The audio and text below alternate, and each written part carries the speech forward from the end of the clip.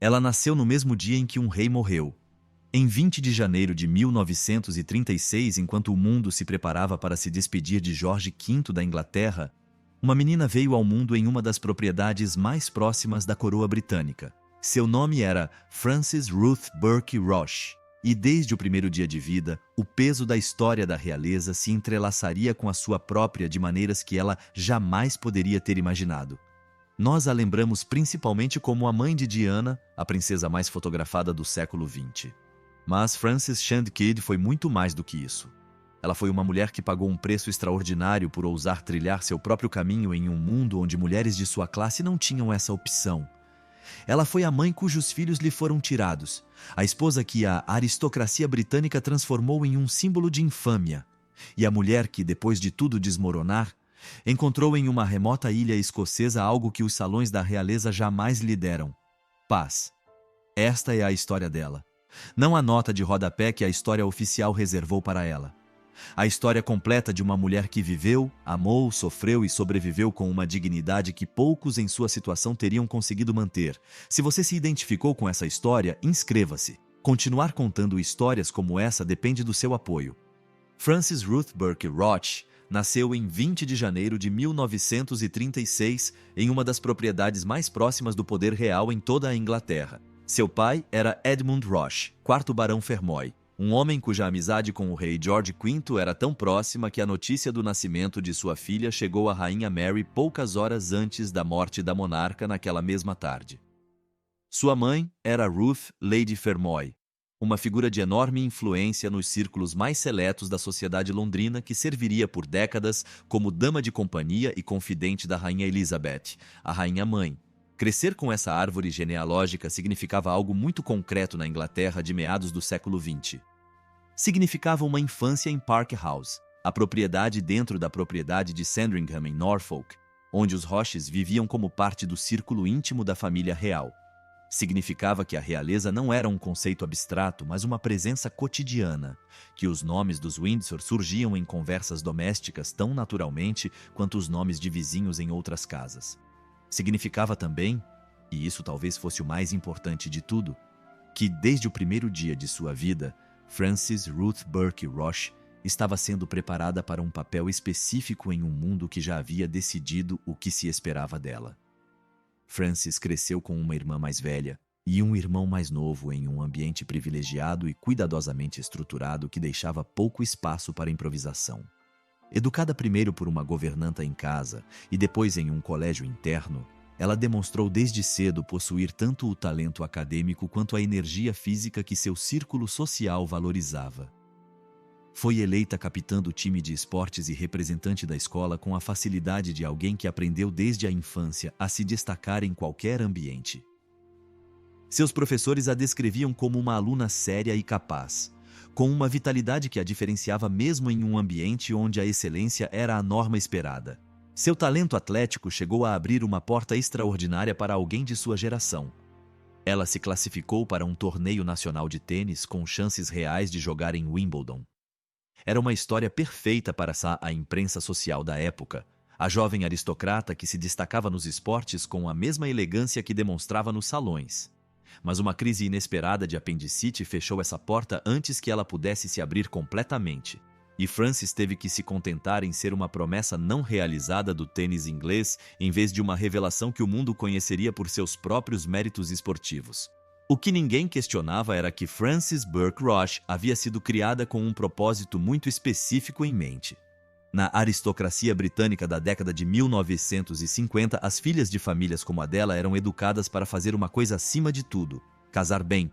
Beleza, charme, conexões familiares e uma educação adequada eram os ingredientes para um casamento que solidificaria o status da família, abriria as portas certas, forjaria novos laços entre famílias já poderosas e as fortaleceria ainda mais à medida que se entrelaçassem. Frances possuía todas essas qualidades, e o mundo ao seu redor estava perfeitamente orquestrado para utilizá-las quando ela julgasse ser o momento certo. Não demoraria muito para que o pretendente certo aparecesse, ou pelo menos aquele que, de fora, segundo os critérios aplicados por aquele mundo, parecesse certo em todos os sentidos possíveis. O que aquele mundo era incapaz de ver por falta de ferramentas e porque fazê-lo complicaria demais questões convenientes, era o preço que aqueles dentro dessas uniões aparentemente perfeitas pagariam. Francis descobriria isso com uma rapidez e uma dureza que poucos dos presentes em seu casamento poderiam ter imaginado ao brindarem com champanhe naquela tarde de verão em Westminster. A partir daquele momento, sua história seria a de alguém que carrega nos ombros, desde o primeiro dia, mais do que qualquer pessoa deveria suportar, e ainda assim encontra uma maneira de seguir em frente com uma determinação que o mundo que a julgou nunca soube enxergar como ela realmente era. Frances Ruth Burke Roach não foi uma vítima passiva das circunstâncias. Ela era uma mulher de personalidade forte, com uma energia que o seu meio tentou canalizar na direção certa, mas que seguiu o seu próprio rumo que acabou por prevalecer. Frances Ruth Burke Roach não foi uma vítima passiva de sua história. Ela foi uma participante ativa, fazendo escolhas e aceitando suas consequências, pagando o preço que elas implicavam e construindo algo a partir dos destroços que possuía sua própria coerência, mesmo que nunca se encaixasse nos moldes que o mundo havia preparado para ela. Essa é a história que merece ser contada. Em 1952, quando Frances tinha 16 anos, conheceu o homem que a sociedade consideraria o par perfeito para alguém de sua linhagem. John Spencer, visconde Althorpe, tinha 30 anos, 12 anos mais velho que ela, e carregava nos ombros o peso de um dos sobrenomes mais ilustres da aristocracia inglesa. Uma família com laços com a coroa que remontavam a gerações e que havia acumulado riqueza e posição ao longo dos séculos. Ele havia servido como ajudante de campo tanto do rei George VI quanto da jovem rainha Elizabeth II, e estava destinado a se tornar o 8º conde Spencer quando seu pai falecesse e o título lhe fosse transmitido. O namoro foi breve, como convinha aos costumes da época e ao tipo de união que ambas as famílias tentavam concretizar. A rapidez com que a aristocracia moveu as suas peças no tabuleiro do xadrez matrimonial deixou pouco espaço para que os sentimentos se desenvolvessem profundamente antes da assinatura dos contratos e da reserva das igrejas. Em 1954, o noivado foi anunciado, e a 1º de junho desse mesmo ano, Frances Ruth Burke Roach, com apenas 18 anos, tornou-se a noiva mais jovem do século XX a casar-se no altar da abadia de Westminster. O casamento foi exatamente o que a sociedade britânica esperava de uma união entre dois clãs aristocráticos de tamanha importância. A abadia de Westminster, com sua arquitetura gótica, serviu de cenário. A rainha Elizabeth II e o príncipe Philip estavam entre os convidados da primeira fila. A rainha-mãe e a princesa Margaret completavam a lista de convidados, que lembravam um verdadeiro desfile da realeza e da aristocracia europeias da época. Fotografias de jornais mostravam uma radiante noiva de 18 anos em um vestido de seda marfim trocando votos com um visconde de 30 anos sob o teto abobadado da abadia. Era precisamente a imagem que o mundo esperava ver, e o mundo a recebeu com o entusiasmo reservado para histórias que confirmam suas expectativas. Mas por trás dessa imagem perfeita havia elementos que a sociedade da época preferia não examinar de perto, pois isso complicaria uma narrativa que se mostrava muito mais simples. John Spencer, ou Johnny para os amigos íntimos, tinha uma reputação que seus defensores descreviam como obstinada, enquanto aqueles que o conheciam melhor o descreviam em termos consideravelmente menos gentis quando podiam ser francos. Ele bebia. Era dominador, com uma dominância que, em privado, podia se tornar intimidante e nutria a profunda convicção, enraizada em uma concepção de casamento aristocrático típica de sua geração e classe, de que o único propósito real de uma esposa de sua linhagem era gerar um herdeiro homem para perpetuar o nome e o título Spencer. Frances descobriu tudo com a rapidez com que se revelam verdades que ninguém lhe contou por conveniência. O charme do visconde se dissipou em privado com uma eficiência que não deixava dúvidas sobre qual versão do homem era a verdadeira. O que visto de fora parecia o início de um conto de fadas, tinha no fundo a textura de algo mais frio e calculado. Uma transação que ambas as famílias consideraram mutuamente conveniente e que os dois protagonistas agora teriam de conduzir, com todas as consequências que tal início acarreta para aqueles que acabam envolvidos nela. Frances logo percebeu que a persona pública e a persona privada do marido eram duas pessoas notavelmente semelhantes em eventos sociais, mas que divergiam consideravelmente em casa. A mesma sociedade que havia aclamado o casamento como o evento do ano, Não tinha interesse em examinar o que acontecia depois que as câmeras eram guardadas e os convidados iam embora. Frances entrou na abadia de Westminster como a noiva mais jovem do século XX a se casar lá. 15 anos depois, sairia do casamento como a mulher que essa mesma sociedade condenaria, sem que ninguém se desse ao trabalho de ouvir sua versão da história com a atenção que ela merecia. Tudo isso ainda estava por vir. Em 1954, aos 18 anos e vestindo um vestido de seda cor marfim, Frances era simplesmente a noiva mais jovem do século a se casar em Westminster. O resto era futuro. E o futuro, naquela época, ainda tinha a forma indefinida de algo que ainda não havia acontecido. O que aconteceu a seguir pertence a uma daquelas histórias que o tempo torna inevitáveis quando olhamos para trás, mas que, enquanto são vividas, não tem nada de inevitável. São simplesmente o que acontece quando pessoas reais se deparam com as estruturas reais que o mundo construiu. E quando essas estruturas são mais poderosas do que as pessoas que as habitam, mas não tão poderosas a ponto de destruí-las completamente. A pressão que Johnny Spencer exerceu sobre Frances desde o início do casamento tinha um único objetivo, com uma clareza que não deixava espaço para interpretações ou ambiguidades. Ele precisava de um filho. Não queria um filho no sentido de que as pessoas desejam algo, mas cuja ausência poderiam tolerar. Ele precisava de um com a urgência específica de alguém que acredita que seu legado, sua identidade e a continuidade de tudo o que sua família representa dependem disso. E essa necessidade tornou-se o princípio organizador de uma vida doméstica que Frances teria que viver sem que ninguém lhe perguntasse se ela queria. Em 1955, aos 19 anos, Frances deu à luz sua primeira filha. Sarah era uma criança saudável e bonita e no único sentido que importava dentro da lógica que regia o casamento dos Spencer, completamente inadequada. 2 anos depois, nasceu Jane, igualmente saudável, igualmente inadequada pelo mesmo motivo, que nada tinha a ver com qualquer deficiência nas meninas, mas unicamente com o fato de não serem meninos. A família as recebeu com o tipo de alegria contida reservada para notícias que são boas em termos absolutos, mas decepcionantes nos termos relativos que mais importam. Frances compreendeu mais claramente do que nunca que seu valor naquele mundo era medido por um padrão que nada tinha a ver com suas habilidades, seu caráter ou a qualidade das filhas que havia trazido ao mundo. Johnny Spencer, como revelado décadas depois por aqueles que conheciam o casamento intimamente, obrigou Frances a suportar 6 gravidezes em 9 anos. Nem todas chegaram ao termo. Houve perdas que a família nunca mencionou publicamente, perdas que Frances teve de processar no silêncio que a aristocracia reservava para as dificuldades emocionais que não tinham lugar na narrativa oficial. Tina Brown, a cronista que investigaria esses anos mais a fundo, descreveu em seus escritos um homem que ressentia qualquer vida independente que sua esposa tivesse fora de seus deveres como esposa e mãe, e que usava o projeto do herdeiro como instrumento de controle doméstico tanto quanto de ambição dinástica. Em janeiro de 1960, após mais uma gravidez promissora, Frances deu à luz um filho. John, Visconde Althorpe II, chegou como a resposta a todas as suas expectativas durante os primeiros anos de casamento. Mas a alegria durou apenas algumas horas. O bebê morreu antes do fim do dia, vítima do que os médicos descreveram como uma grave malformação pulmonar impossível de detectar ou tratar. A perda foi devastadora para qualquer mãe, em quaisquer circunstâncias. O que Johnny Spencer fez em seguida foi de uma crueldade que Frances lembraria pelo resto da vida com uma intensidade que o tempo jamais conseguiria apagar completamente. Ele a proibiu de ver o bebê, ordenou que o corpo fosse removido sem que ela pudesse se despedir e trancou as portas do berçário enquanto Frances, ainda fraca do parto, implorava para entrar. Nunca vi o rosto dele, diria ela anos depois, com uma amargura que não perdera nada de sua força, nem em vida, nem na morte. Ninguém jamais mencionou o que havia acontecido, como se o luto fosse um luxo que a situação não permitisse.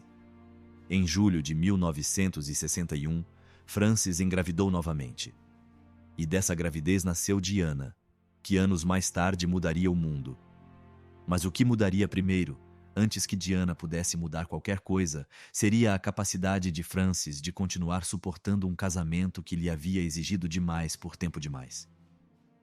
Os danos acumulados daqueles anos, a perda do bebê, a humilhação dos exames médicos, a pressão constante de um marido que havia principalmente em termos de sua utilidade como mãe de seus herdeiros, deixaram Frances com uma exaustão que nenhuma força de vontade poderia compensar indefinidamente. Era um tipo específico de exaustão, aquela que vem de anos vivendo numa situação em que você sabe que algo está fundamentalmente errado, mas em que os mecanismos para mudar isso ou não existem ou têm um custo que parece impossível de pagar. Francis estava prestes a decidir que esse custo, por mais alto que fosse, era menor do que o custo de ficar. Essa decisão, quando chegasse, seria a mais libertadora que ela já tomara em sua vida adulta. E também a mais custosa.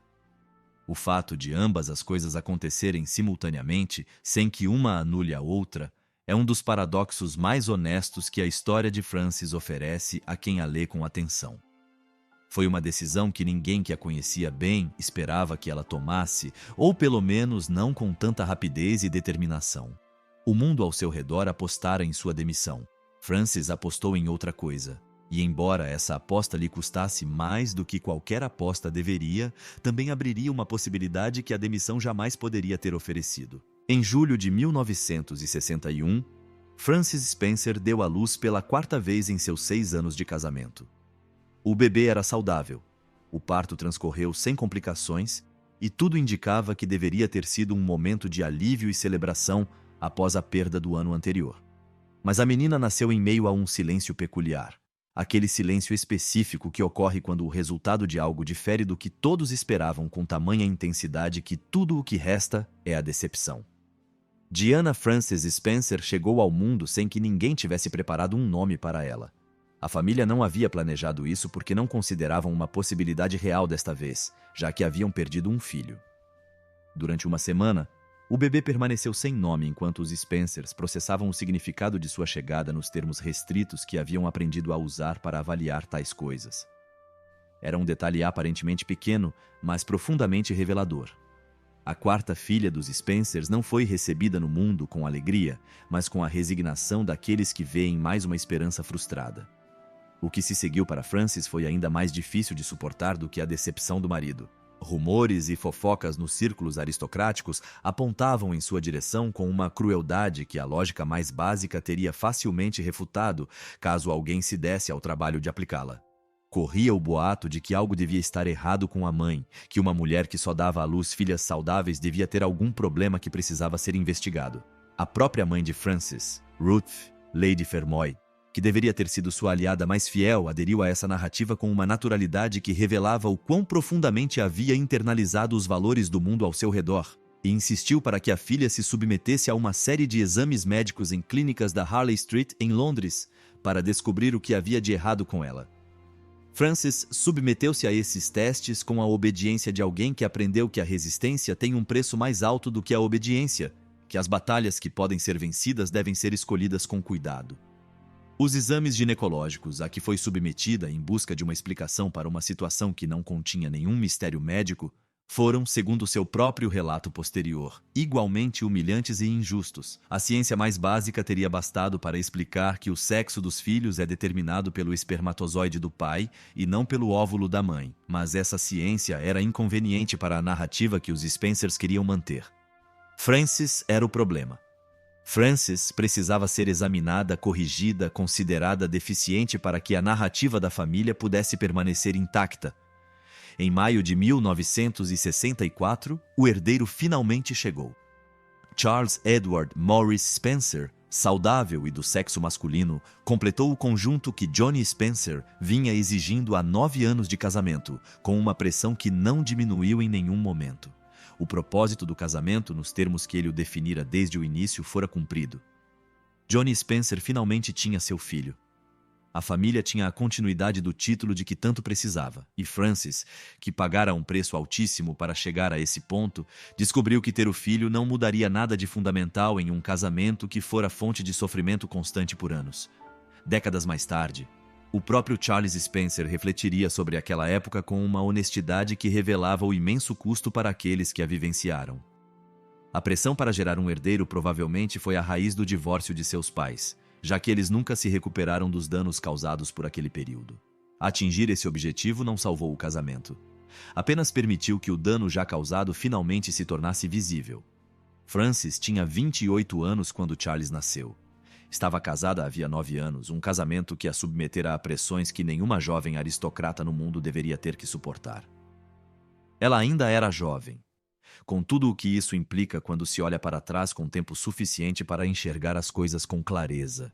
E ela buscava, embora ainda não soubesse disso com essa clareza, uma saída de um lugar que há muito deixara de ser habitável. Eu o encontraria em breve, e o preço que eu pagaria por encontrá-lo não seria pago totalmente em anos, mas em décadas, e às vezes em uma vida inteira.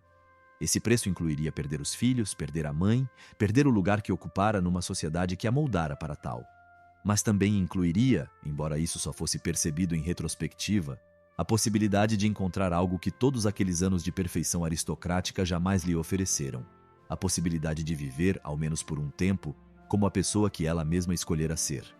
Em meados da década de 1960, Francis Spencer tinha 29 anos, 4 filhos e um casamento que, por dentro, era um lugar frio e difícil de se viver.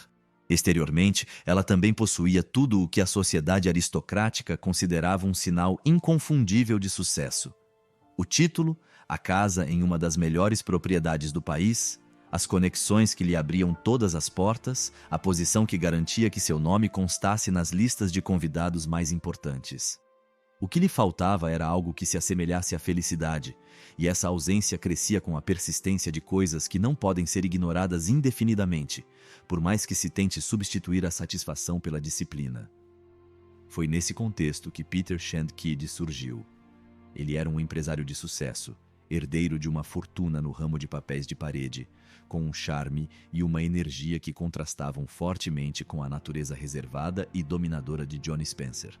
As circunstâncias exatas de seu encontro com Francis não estão totalmente documentadas nos registros históricos, mas em 1966 já era evidente para aqueles que os conheciam que Francis e Peter haviam forjado uma conexão que ia além da amizade e que os dois haviam se apaixonado com a intensidade peculiar de pessoas que encontram uma na outra algo que buscavam há tempos sem saber exatamente como nomear. Para Francis, Peter representava o que seu casamento com Johnny nunca lhe proporcionara de forma consistente: a sensação de ser vista como pessoa e não como uma função, de ser tratada como igual e não como um instrumento para os propósitos de outra pessoa. Ele era atencioso, capaz de alegria, o tipo de homem que fazia com que estar com ele parecesse mais fácil do que o esforço constante exigido para estar com alguém como Johnny Spencer. Em 1967, Francis tomou a decisão que mudaria o rumo de sua vida para sempre. Ela deixou Johnny Spencer e foi morar com Peter. Chamar essa decisão de audaciosa seria um eufemismo. Nos círculos aristocráticos da Inglaterra dos anos 1960, uma viscondessa abandonar o marido e os filhos por outro homem era simplesmente impensável, dadas as normas sociais vigentes. Se por acaso acontecesse, era o tipo de coisa que se comentava em sussurros como um exemplo do que uma mulher de boa família jamais deveria fazer. Mais um conto de advertência do que uma história propriamente dita. A imprensa cobriu o caso de Francis Spencer com o entusiasmo reservado a escândalos que possuem todos os ingredientes de um melodrama. As manchetes, a família real ao fundo, o amante, os filhos abandonados. O apelido que os tabloides lhe deram foi a fugitiva, emprestado do vocabulário da alta sociedade dos anos 1920, onde descrevia mulheres que abandonavam seus casamentos em busca de um novo amor. Francis Spencer tornou-se a fugitiva com uma rapidez que revelou o quanto a sociedade precisava desse tipo de rótulo simplificador. O quanto precisava de um nome para a mulher que havia quebrado as regras de uma forma tão visível e inconveniente.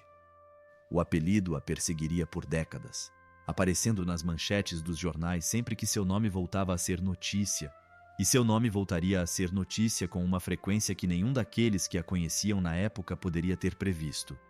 A reação das pessoas mais próximas a ela acrescentou uma camada de dor que nenhuma charge jornalística, por mais habilidosa que fosse, poderia ter capturado.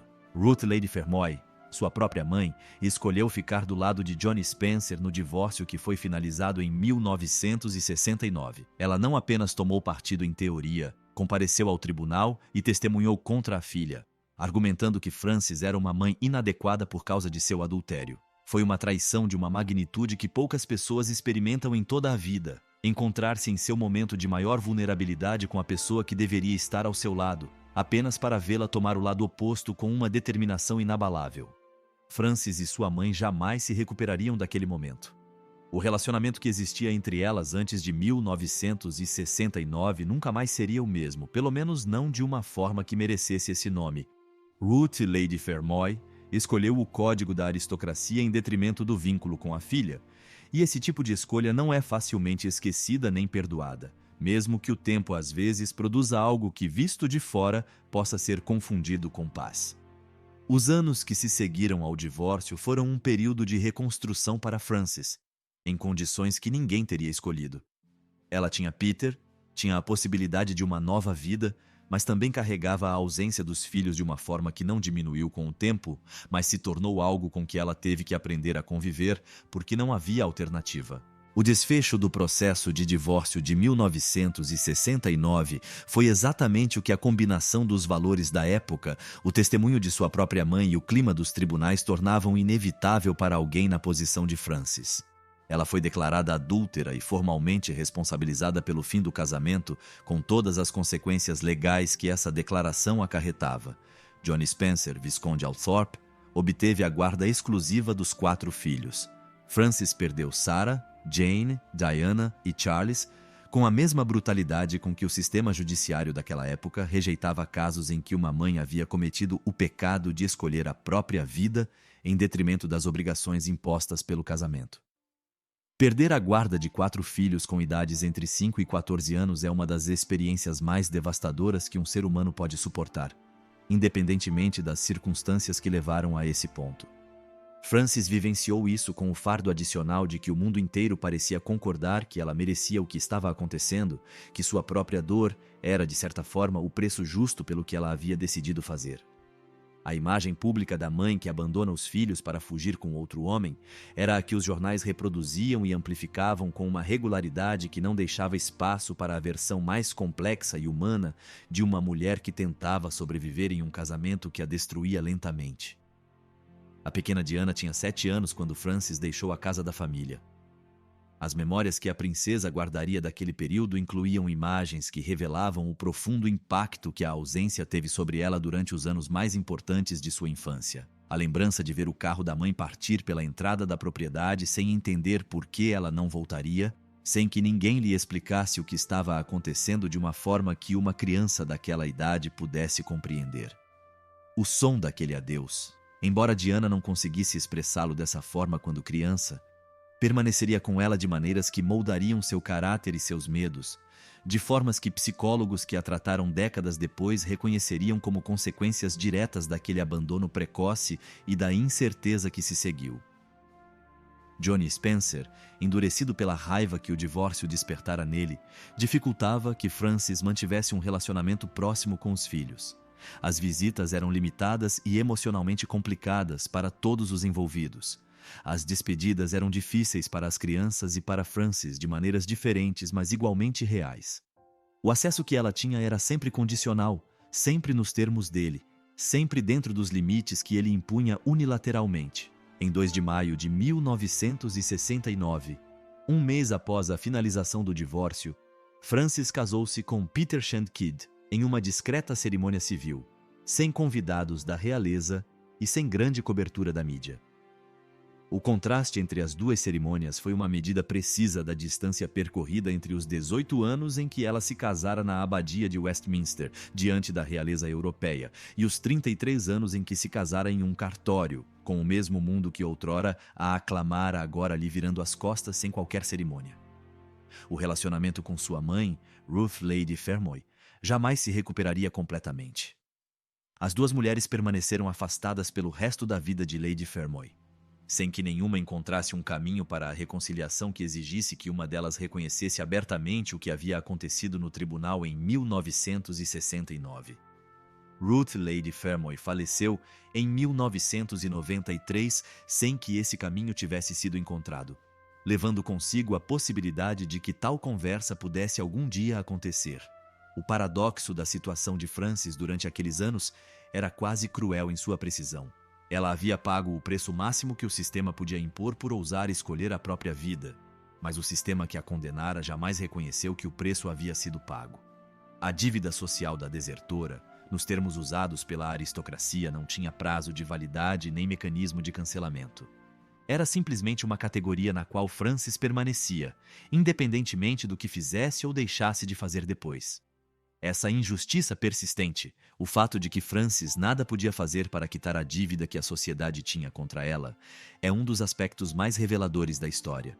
Não da história de Francis especificamente, mas da lógica do sistema que a produziu e que usava esse tipo de dívida indefinida como um mecanismo de controle sobre todos aqueles que ousavam ultrapassar os limites que o sistema havia traçado para eles. Francis não era a última nem a única. Ela era simplesmente uma das mais visíveis. Após o divórcio e o novo casamento com Peter, Francis tomou uma decisão que provavelmente surpreendeu a todos que pensavam conhecê-la ou saber o que ela faria com o destino que a vida lhe reservara. Em vez de tentar recuperar algum resquício de presença nos círculos da alta sociedade londrina que frequentara durante sua vida anterior, em vez de usar os recursos que ainda possuía para reconstruir alguma versão do status que perdera, ela escolheu desaparecer na direção oposta. Em 1972, Francis e Peter compraram uma fazenda de aproximadamente 400 hectares na ilha de Sale, uma pequena ilha na costa oeste da Escócia, ligada ao continente por uma ponte de pedra tão baixa sobre a água que seus habitantes a chamavam carinhosamente de Ponte sobre o Atlântico. A ilha era pouco povoada, de uma beleza austera, com suas colinas cobertas de urze e costas de ardósia cinza banhadas incessantemente pelo mar ao longo das estações. O contraste com sua vida anterior era absoluto em todos os sentidos possíveis e perceptíveis. Onde antes havia mansões aristocráticas e agendas sociais meticulosamente planejadas, agora havia uma fazenda onde o vento norte soprava livremente e as estações do ano eram sentidas no corpo com uma intensidade que nenhum ambiente climatizado conseguia atenuar. Onde antes havia vestidos de alta costura e eventos na agenda social da realeza, agora havia tweed, botas de borracha e as tarefas cotidianas de alguém que vive em um lugar onde a natureza dita os ritmos e as prioridades. Francis, que crescera em Sandringham e se casara em Westminster, agora administrava uma pequena loja de souvenirs na ilha, vendia artesanato local para turistas de verão e aprendia diligentemente os nomes gaélicos das colinas que cercavam sua nova casa, com a dedicação de quem entende que aprender o idioma do lugar onde se vive é uma forma de respeito. O que os vizinhos de Sale descobriram sobre Francis não foi a aristocrata decadente que os jornais gostariam que vissem, caso tivessem dado a devida atenção àquela região da Escócia. Ela era uma vizinha que participava das atividades da comunidade com uma naturalidade que não tentava esconder seu passado nem se vangloriar dele. Passeava com seu cachorro pelas estradas rurais da ilha. Desenvolvera uma verdadeira paixão pela pesca nas águas costeiras ao redor. Tratava as pessoas com uma simplicidade que a comunidade reconhecia e apreciava. Os vizinhos passaram a conhecê-la não como a fugitiva ou a mãe de alguém famoso, mas simplesmente como a senhora Shand Kidd, uma vizinha um tanto reservada, porém gentil, que comparecia às festas da igreja e era uma boa ouvinte. Suas amigas daquela época diriam mais tarde que Francis encontrou em Sale algo que buscava sem saber exatamente o quê. Um estilo de vida que lhe pertencia e não às expectativas de ninguém. A tranquilidade da ilha, seu distanciamento da Fleet Street e dos círculos sociais que haviam definido sua vida por décadas permitiram que ela construísse uma versão de si mesma que não dependia de nenhum título, nenhum laço familiar com a coroa ou qualquer sobrenome que não fosse o seu. Entretanto, na Inglaterra, seus filhos cresceram sem a sua presença diária. Em meados da década de 1970, quando o pai herdou o título e se tornou o 8º Conde Spencer, a família mudou-se da propriedade alugada em Sandringham para a grandiosa casa de campo de Althorpe, em Northamptonshire, com seus 5.261 hectares de parque e uma coleção centenária de retratos dos Spencer. Era o mundo ao qual Francis outrora pertencera e do qual agora era, de fato, se não nominalmente uma estranha, visitando apenas em ocasiões especiais. Essas visitas, quando aconteciam, tinham seus próprios desafios. Francis viu seus filhos crescerem sem participar do dia a dia deles, sem ser a presença constante que uma mãe normalmente proporciona. Os laços foram reconstruídos lentamente ao longo dos anos, especialmente com suas filhas mais velhas, Sarah e Jane, que ao chegarem à idade adulta, encontraram maneiras de manter um relacionamento com a mãe que as circunstâncias da infância haviam complicado. Mas a ausência daqueles anos formativos sempre deixou uma marca que nenhuma visita na vida adulta conseguiu apagar completamente. Francis convivia com essa realidade da mesma forma que se convive com coisas imutáveis, não tentando negá-las, mas encontrando uma maneira de continuar existindo apesar delas. A ilha de Seio lhe proporcionou esse espaço, longe das constantes lembranças do que havia perdido e daqueles que haviam decidido que sua perda era um castigo merecido. Em Seio, esse julgamento foi atenuado pela distância e pelo tempo, e Francis aprendeu a conviver com ele com o pragmatismo de quem não tem outra alternativa real. Em 29 de julho de 1981, Lady Diana Spencer casou-se com o príncipe Charles, herdeiro do trono britânico, diante de 600 milhões de pessoas em todo o mundo que assistiram à cerimônia pela televisão. Em poucas horas, a noiva de 20 anos tornou-se a mulher mais fotografada e assistida do planeta.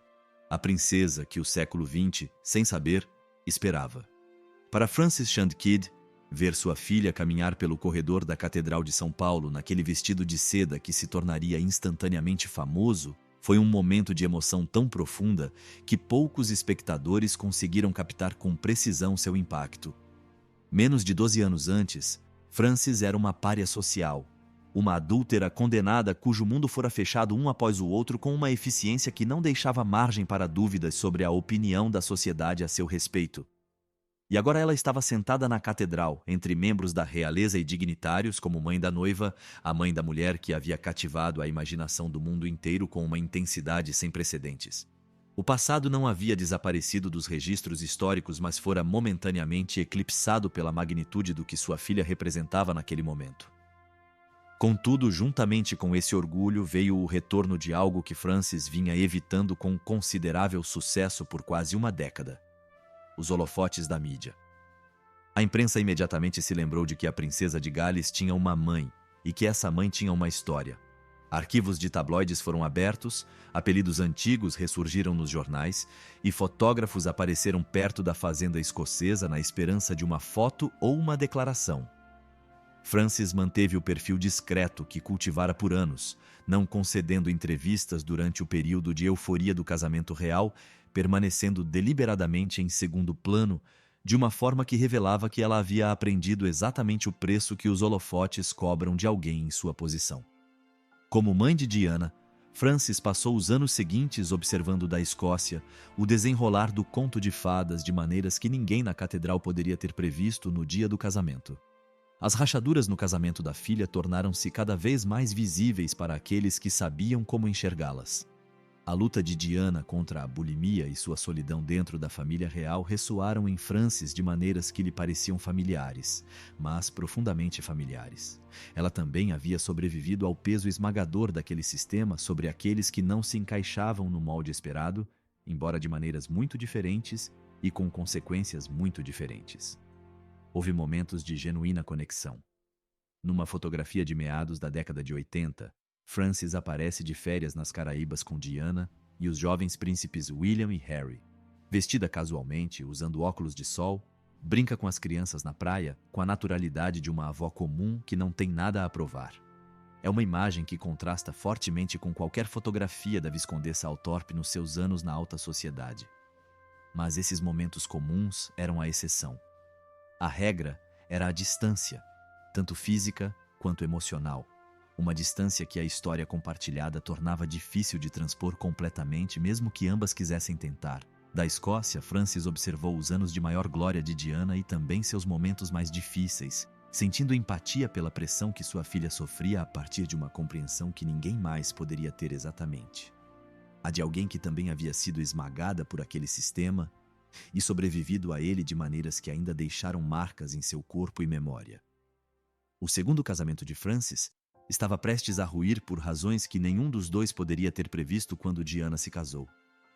A fama da princesa, que fora o acontecimento mais extraordinário na vida de Francis, acabaria por ser também uma das coisas mais destrutivas para aquilo que Francis mais prezava. Há uma profunda ironia nisso. Francis havia sacrificado tanto para construir uma vida própria, longe dos holofotes e das expectativas. E a vida que ela mais prezava naquele mundo que criara, seu casamento com Peter, acabaria por sucumbir justamente aos holofotes dos quais tentara escapar. A fama de Diana alcançou todos os seus familiares e amigos, até mesmo aqueles que viviam numa ilha escocesa tentando se manter isolados. Essa é a natureza específica da celebridade nessa escala. Ela não respeita os limites que aqueles ao seu redor tentam estabelecer. Ela se espalha com a indiferença de algo que possui sua própria lógica e não considera necessário pedir permissão. Peter Shand Kidd escolheu casar-se com uma mulher que, em sua opinião, havia definitivamente deixado para trás o circo da aristocracia e da realeza. Era um empresário cuja vida se baseava em suas próprias decisões, cujo caráter não dependia de nenhum sobrenome ilustre para existir, e cujos interesses não giravam em torno dos Windsors, dos Spencers, ou de qualquer outra família que aparecesse nos jornais por causa de sua linhagem. O que ele não previu, porque ninguém poderia ter previsto com a precisão necessária, foi que sua esposa acabaria se tornando algo completamente diferente do que era quando se conheceram. A mãe da mulher mais famosa do mundo. Com tudo o que tal título implicava em termos de exposição na mídia e perda de privacidade. Ser marido de Frances Shand Kidd na década de 1980 significava, na prática, viver à sombra de Diana, de maneiras que se tornaram cada vez mais evidentes à medida que a fama da princesa crescia e se globalizava. Jornalistas que ligavam para a casa de campo do Sale queriam falar com a mãe da princesa, não com ele.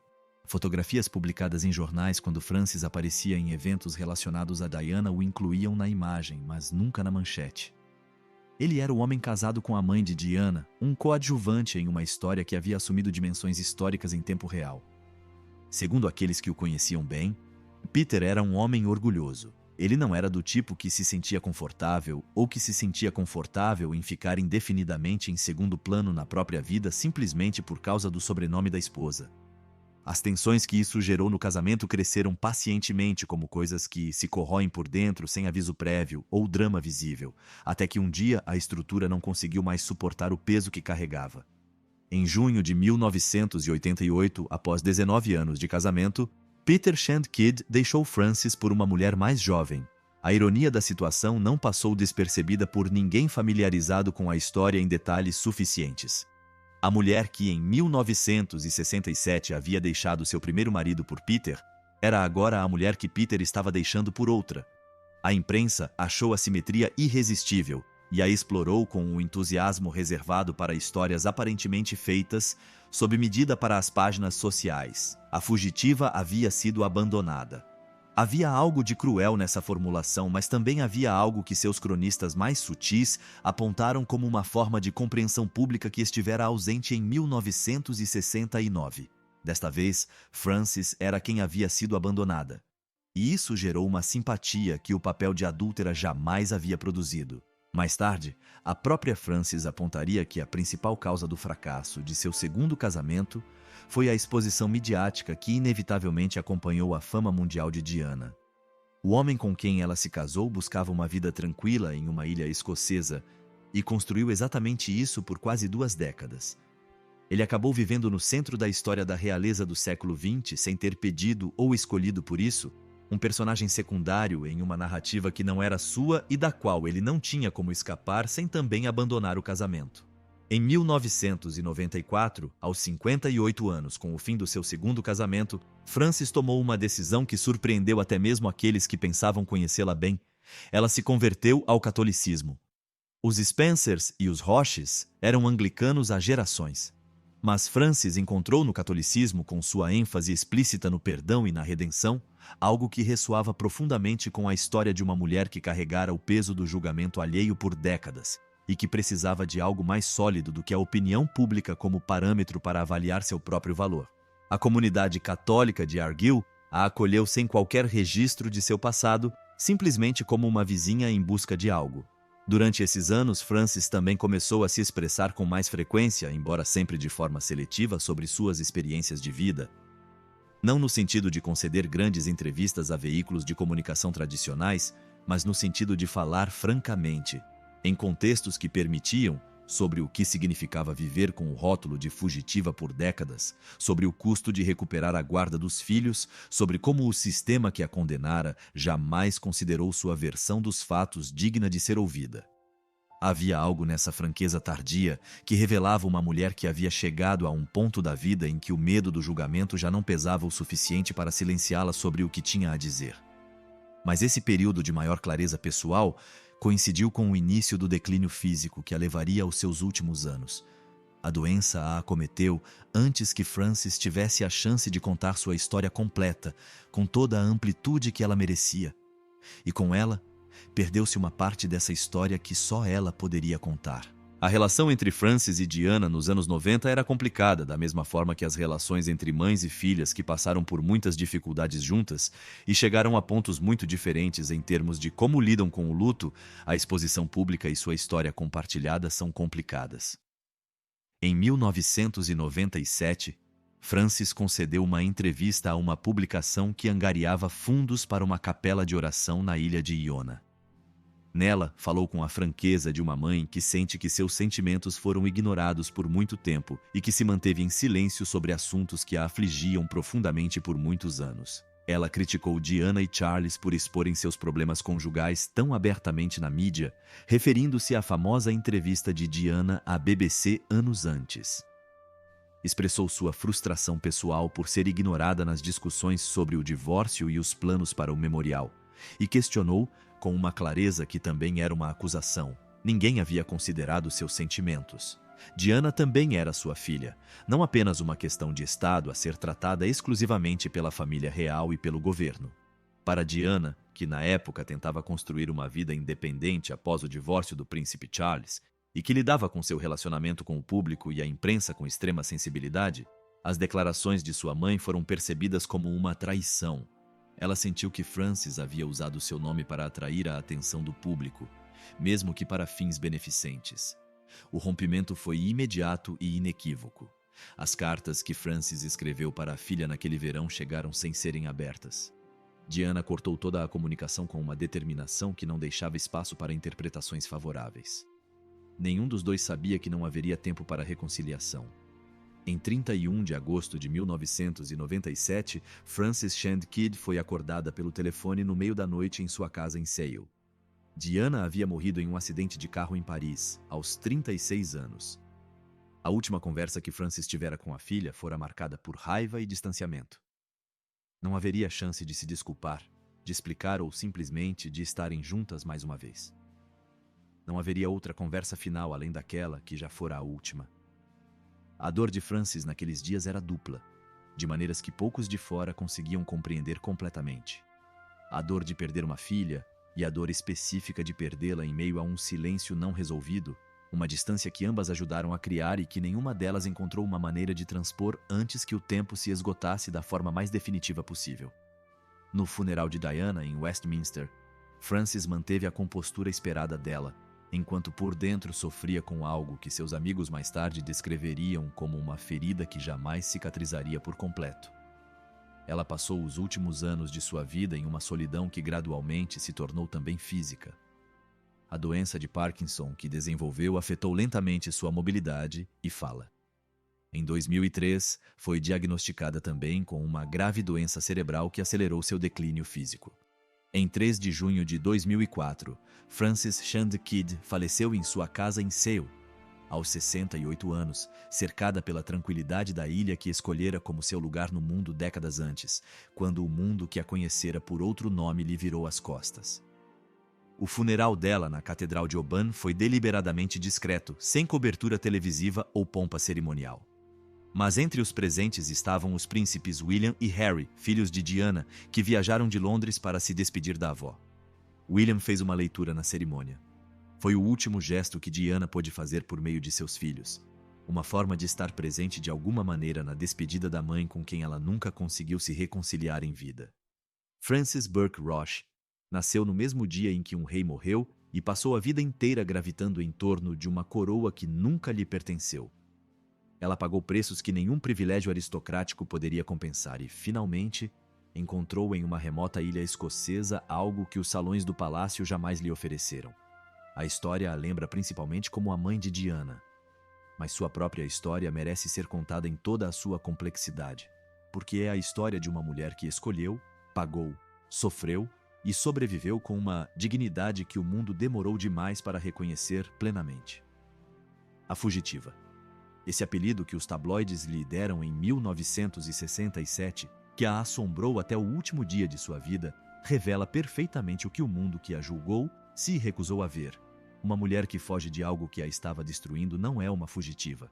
Ela é alguém que escolheu sobreviver quando as regras do jogo diziam que ela deveria ficar e suportar. Frances Ruth Burke Roach pagou o preço mais alto que o sistema podia exigir por essa escolha. E do outro lado desse preço, em uma ilha remota da Escócia, ela encontrou algo que o mundo que a condenou nunca entendeu que ela precisava: